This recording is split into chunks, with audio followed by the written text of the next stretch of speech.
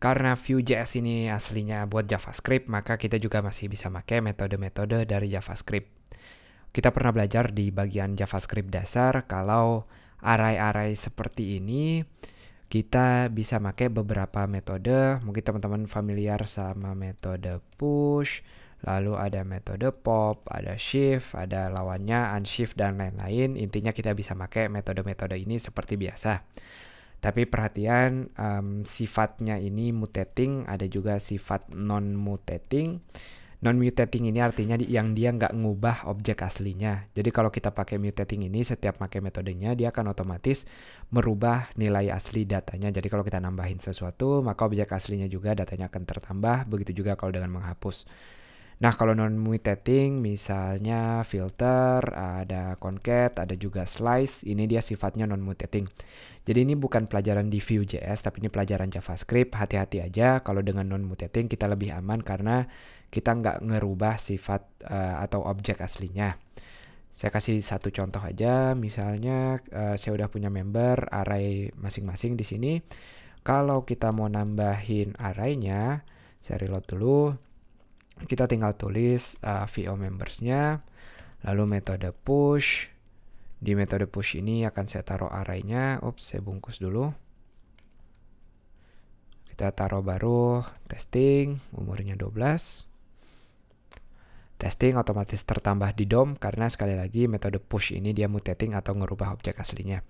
Jadi metode-metode ini kita bisa pakai seperti biasa untuk menghapus, begitu juga menambahkan. Jadi kalau teman-teman bikin aplikasi seperti Twitter atau bikin aplikasi komentar yang nggak perlu reload halaman, untuk bagian view-nya, Vue.js ini sangat berguna. Kita bisa pakai metode-metode array-nya seperti ini. Tentu di bagian belakang kita mau ngepost datanya ke server. Tapi kita belum lihat sampai bagian itu. Informasi lain, kalau kita setiap mengubah data yang dilakuin Vue, dia bakal ngerender ulang isi datanya. Tapi untuk mencegah itu, kita bisa pakai yang namanya track by. Kalau track by ini, dia akan ngasih tahu si view-nya kalau make yang udah eksis, data-data yang udah eksis sebanyak mungkin, kecuali ada data yang baru atau ada data yang berubah.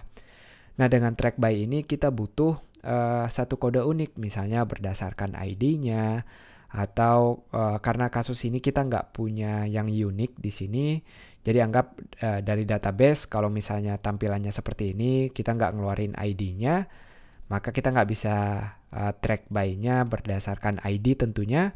Untuk itu kita bisa pakai variabel yang udah otomatis datang dari si Vue.js namanya $index.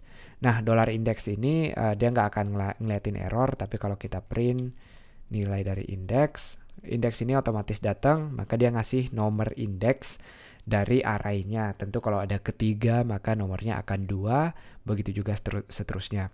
Jadi ini opsional kalau teman-teman nggak punya sesuatu yang di track, kita pakai $index di sini namanya.